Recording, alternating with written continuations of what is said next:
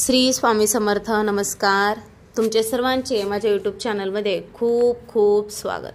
तुमच्या सर्वांच्या इच्छा मनोकामना पूर्ण होत हीच स्वामी महाराजांच्या चरणी प्रार्थना करते आणि आजच्या आपल्या एका नवीन व्हिडिओला सुरुवात करते. बघा, धनत्रयोदशी 18 ऑक्टोबर या दिवशी आलेली आहे. मग या दिवशी आपल्या घरामध्ये चुकून देखील आपल्याला या दोन भाज्या बनवायच्याही नाहीत, बाहेरही खायच्या नाहीत आणि घरात देखील आणायच्या नाहीत. कारण अशी जर चूक झाली तर भगवान धन्वंतरीचा आशीर्वाद जो आहे तो आपल्याला मिळणार नाही. बघा, मग आपल्याला या दिवाळीमध्ये चुकून देखील या जी चुका आहेत त्या करायच्या नाहीत, जेणेकरून बघा माता लक्ष्मीचा कोप होईल. माता लक्ष्मी आपल्या घरातून निघून जाईल, आपल्या पाठीत दारिद्र्य लागेल. आता धनतेरस हा दिवस धन्वंतरी देवाचे जन्मदिवस म्हणून देखील साजरा केला जातो. मग आपल्या हिंदू धर्मात बघा दीपावलीमध्ये अगदी घर दिव्यांनी उजळून काढले जाते, माता लक्ष्मीचे पूजन केले जाते, अगदी सजवलं जातं बघा. आणि या दिवसामध्ये दिवे अगदी आपल्या छतावर, अंगणात, तुळशीपाशी, आपल्या घरामध्ये चहू बाजूनं दिवे जे आहेत ते लावले जाते. मग बघा 18 ऑक्टोबर या दिवशी वार आलेला आहे शनिवार आणि या दिवशी आहे धनत्रयोदशी. मग या दिवशी आपल्या घरामध्ये बघा आपल्याला धन्वंतरी देवाचे सायंकाळी पूजन करायचे असते. तसेच यमदीपदान देखील याच दिवशी केले जाते. आणि दिवाळी नेहमी कार्तिक अमावस्येच्या दिवशीच रात्री साजरी केली जाते. आता बघा आपल्याला दिवाळीच्या दिवशी रात्रीच्या वेळी अमावस्या असणं आवश्यक आहे. आता धनतेरसला तुम्ही अगदी आपल्याला समजा सोनं तर खरेदी करणं शक्य होत नाही बघा प्रत्येक व्यक्तीला. मग आपण अगदी बघा 5 रुपयाचे का होईना आपल्याला धने जे आहेत ते आपल्या घरी घेऊन यायचे आहेत. या लक्ष्मी पूजनामध्ये, धन्वंतरी देवाच्या पूजेमध्ये आपल्याला या धन्यांचं पूजन करायचं आहे. आणि जेव्हा आपण धन्वंतरी देवाची पूजा करतो त्या पूजेमध्ये धने आणि गुळ या प्रसादाचा महत्वाचा मान आहे बघा. यामुळे आता बघा आणि यानंतर आपण हे जी धने आणले आहेत पूजेसाठी ते आपल्या घरामध्ये नंतर नक्कीच शेतामध्ये किंवा मग तुम्ही कुंडीमध्ये लावा आणि ते सर्वांनी याची कोथिंबीर आल्यानंतर एक प्रसाद म्हणून घरात ग्रहण करा. बघा घरामध्ये धनसंपत्ता कायम टिकून राहील. पण धनत्रयोदशीला समजा आपण काही गोष्टी खरेदी करून आणायच्या आहेत. मग धने आणू शकतो, झाडू आणायचा आहे, माता लक्ष्मीचे पावलं आणू शकतो. या गोष्टी आपण नक्कीच खरेदी करून शकतो बघा. तांब्या पितळाच्या वस्तू समजा आपल्याला पूजेमध्ये लागणाऱ्या या देखील आपण गोष्टी खरेदी करून घेऊन येऊ शकतो बघा. या दिवशी यमदीपदान करायचे असते. खूप म्हणजे दिवाळी सणाचे हे 5 दिवस खूप महत्वाचे असतात. मग आपल्याला आता धनत्रयोदशी आणि दिवाळीच्या दिवसात आपल्याला चुकून देखील काही गोष्टी आहेत त्या करायच्या नसतात, म्हणजे चुका होऊ द्यायच्या नसतात आपल्याकडून. मग आता त्या कोणत्या चुका आहेत तर बघा आता धनतेरस आणि दिवाळीच्या दिवशी सीताफळ देखील आपल्याला अवश्य घेऊन यायचे आहे.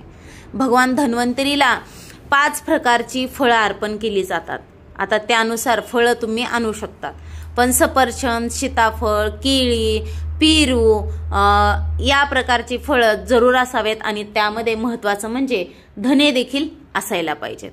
आता भगवान धन्वंतरी आणि माता लक्ष्मीला जे फळ अर्पण करू नका ते म्हणजे नासपतीचं. जो व्यक्ती धनत्रयोदशी आणि इतर सणांमध्ये दीपावलीत सीताफळाचे सेवन करतो त्याच्या जीवनात कधीही धनाची कमतरता भासतच नाही बघा. सीताफळामध्ये साक्षात माता लक्ष्मीचा आशीर्वाद असतो. माता सीता यांचा आशीर्वाद आहे. त्यामुळे तुम्ही सीताफळ अवश्य घ्यावे. माता लक्ष्मीला दिवाळीत ऊस देखील जरूर अर्पण केला जातो बघा. शुभ आणि मंगलकारी मानले जाते. या दिवशी तुम्ही ऊसाचे सेवन केले तर तुमच्या जीवनात कधीही धनधान्याची कमतरता देखील राहणार नाही. तसेच बघा आपल्याला आता धन्वंतरी देव हे आयुर्वेदाचे देवत आहेत म्हणून आपण पूजेमध्ये हळद ठेवू शकतो. तसेच हळद थोडीशी आपण 5 रुपयाची पुडी विकत आणू शकतो. जिरे, ओवा हे एक आयुर्वेदच आहे.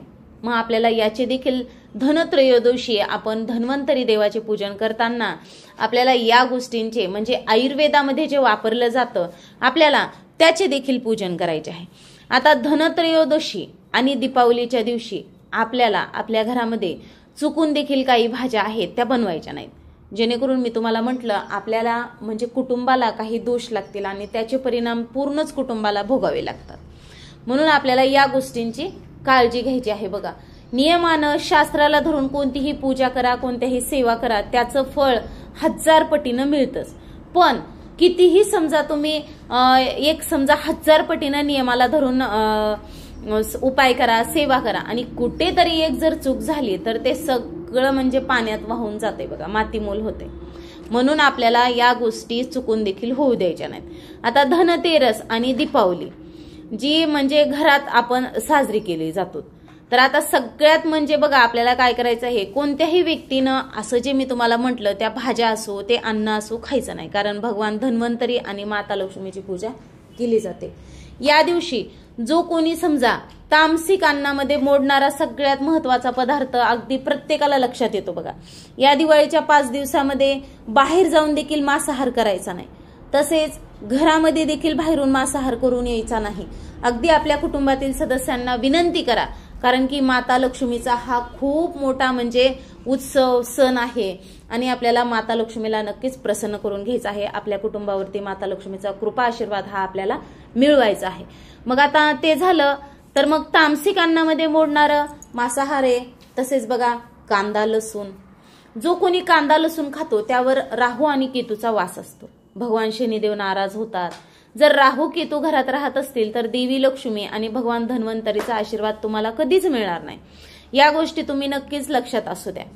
आणि बघा आता धनत्रयोदशीच्या दिवशी राहू केतूची सुद्धा उत्पत्ती झाली होती आणि त्यांच्या तोंडाच्या लाळेपासून जी वनस्पती जन्माला आली ती म्हणजे लसूण आणि कांदा. आता तामसिक अन्न ग्रहण केलं की कुठेतरी घरामध्ये नक्कीच बघा म्हणजे माणसाची उग्रता वाढते, वादविवाद होण्याची शक्यता. आणि ज्या घरामध्ये एक कलह क्लेश असतो तिथे माता लक्ष्मी कधीच प्रवेश करत नाही. मग आपल्याला म्हणजे बघा एका गोष्टीला अनुसरून म्हणजे त्याच्याशी संबंधित किती गोष्टी आहेत. म्हणून बघा कांदा लसूण असलेलं अन्न कधीही या दिवशी आपल्याला खायचंच नाही. या 5 दिवसामध्ये बघा ज्यामध्ये कांदा आणि लसूण, किमान आपल्याला धनत्रयोदशी आणि दिवाळीचं लक्ष्मीपूजन या दिवशी तरी आपल्याला या तामसिक अन्नापासून जास्तीत जास्त होईल तेवढं कुटुंबातील अगदी लहान मुलांनी देखील यापासून दूर राहायचं आहे बघा, जेणेकरून आपल्या घरामध्ये शांतता राहील. आपल्या घरामध्ये नक्कीच माता लक्ष्मी प्रवेश करेल आणि आपल्याला माता लक्ष्मीचा देखील आपल्या कुटुंबाला कृपा आशीर्वाद जो आहे तो प्राप्त होईल. धनत्रयोदशी आणि दीपावलीला तुम्ही तुमच्या घरी राहू केतूला आमंत्रित कराल का? नाहीत करणार ना. भगवान धन्वंतरी आणि माता लक्ष्मीला आता तुम्हीच ठरवा. त्यामुळे बघा नक्कीच तुम्हाला तुमच्या जर समजा कुटुंबाला आपल्या काही चुकीमुळे जे काही दुष्परिणाम आहेत ते भोगावे लागतील. आता शास्त्र देखील सांगतं बघा की भगवान धन्वंतरीचा आशीर्वाद मिळवण्यासाठी पिवळी वस्तू अवश्य केली पाहिजे, जसे की कढी, भजी, पिवळी खीर, पिवळा हलवा यासारख्या पिवळ्या रंगाच्या वस्तू तयार कराव्यात आणि पिवळी खीर करावी. कारण या दिवशी पिवळा रंग हा सोन्या चांदीच्या बरोबरीचा मानला जातो. भगवान धन्वंतरीला पिवळा रंग खूप प्रिय आहे. पिवळ्या वस्तू देखील त्यांना खूप प्रिय आहेत. म्हणून या दिवशी पिवळ्या रंगाचेच पदार्थ खावेत, पिवळे वस्त्र अवश्य परिधान करावेत आणि 5 फळं ठेवताना त्यामध्ये आवर्जून केळीही अवश्य असावे बघा, जेणेकरून भगवान धन्वंतरी देवाचा आपल्याला आशीर्वाद प्राप्त होईल. आपल्या घरामधील सर्व म्हणजे कुटुंबातील सदस्यांचे आरोग्य हे निरोगी राहील, कारण की धन्वंतरी देवता हे आयुर्वेदाचे देवता आहेत. म्हणून बघा आता दिवाळी हा एवढा मोठा सण आहे. मग जो व्यक्ती कर्ज घेऊन दिवाळी साजरी करतो त्याच्या घरी उलट आणखीन कर्ज वाढतं. शास्त्र देखील सांगतं बघा, ज्याच्या घरी माता लक्ष्मीचा वास असतो, जो खऱ्या मनाने लक्ष्मीची पूजा आराधना करतो, माता लक्ष्मीला तर एक खडीसाखरेचा खडा देखील खूप मोठा आहे बघा, तरी देखील ती प्रसन्न होते. तुमच्या मनामधील खरी जी काही तुमचा भाव आहे, जो काही तुमचा विश्वास, श्रद्धा, त्यानंच माता लक्ष्मी आनंदित होते आणि आपल्यावर प्रसन्न होते. त्यासाठी काय करा बघा, आपल्याला म्हणजे आपल्याकडे नाही ते दाखवण्याचा आव आणू नका. आहे तेवढ्याच समाधानी आणि त्यामध्येच आपली दिवाळी साजरी करण्याचा प्रयत्न करा, जेणेकरून माता लक्ष्मी आपल्या घरावर नक्कीच प्रसन्न होईल आणि माता लक्ष्मीचा आशीर्वाद देखील आपल्याला प्राप्त होईल. अशा प्रकारे आजच्या व्हिडिओमध्ये आपण जाणून घेतलेलं आहे की धनत्रयोदशी आणि दीपावलीच्या दिवशी आपल्याला कोणत्या 2 भाज्या खायच्या नाहीत. तर तुम्हाला व्हिडिओ आवडला असेल नक्कीच लाईक करा, शेअर करा आणि असेच नवनवीन अध्यात्माचे व्हिडिओ पाहण्यासाठी चॅनलला सबस्क्राईब अवश्य करा. झालेली सेवा स्वामी महाराजांच्या चरणी अर्पण करते आणि माझा हा व्हिडिओ इथंच थांबवते. श्री स्वामी समर्थ. जय जय स्वामी समर्थ. धन्यवाद.